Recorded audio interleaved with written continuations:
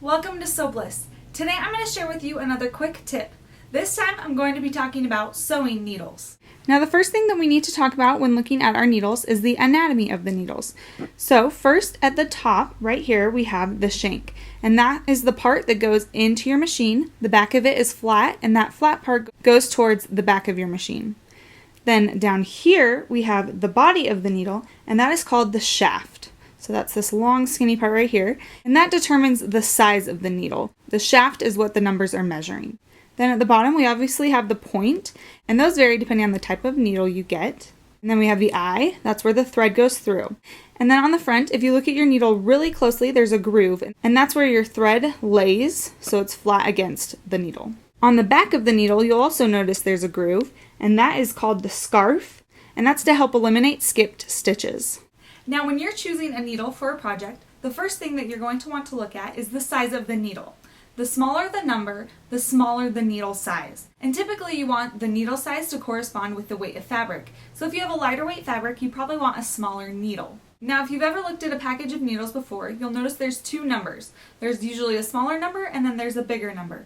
The smaller number is going to measure from 8 to 18, and that is how the United States measures needles. The larger number, which will range from 16 to 120, is how Europe measures needles. The second thing that you're going to want to look at when picking out needles is the point of the needle. So here I have a rough sketch of what the needle points would look like if you zoomed in on them. So this is going to be the eye of the needle, and then this would be the point of the needle. So here we have the universal needle, and it's between a point and a rounded. So it's not as rounded as the jersey, but it's also not as pointed as the jean or denim. So it's perfect for right in the middle, and it's good for anything. That's why it's called universal. Next we have the jersey and the ballpoint. This goes through jersey or knit fabric much better, and it'll make sure you don't snag anything. It'll slide past the threads and not break the threads. The stretch needle will also do this, but if you notice that it's skipping threads, then you'll switch to this one instead of the jersey. The jean or denim needle is pointed and very sharp, and will go through heavyweight fabrics without breaking them. Then we have the microtex or the sharp needle, and this needle has a narrow shaft and obviously a sharp point, and it's good for finely woven fabrics such as silk. Now obviously this isn't a list of all of the needles you can buy. There's other needles as well, such as leather, but I thought this would just be a good overview to get you started.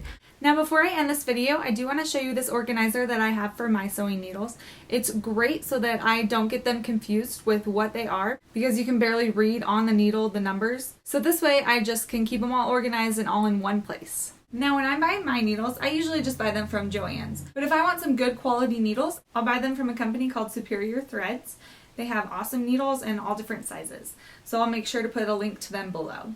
Also make sure that you're changing your needles frequently. You don't want to be using them for 10, 20 projects. You want to use them for around 5 to 8 projects and then switch them out. Obviously depending on how big the projects are. And those are all my tips for you on choosing and using your sewing needles. Let me know in the comments if there's any other quick tips you would like me to cover. Also make sure to give this video a thumbs up and to check out my other quick tip videos on thread and scissors. And I will see you guys next time. Bye!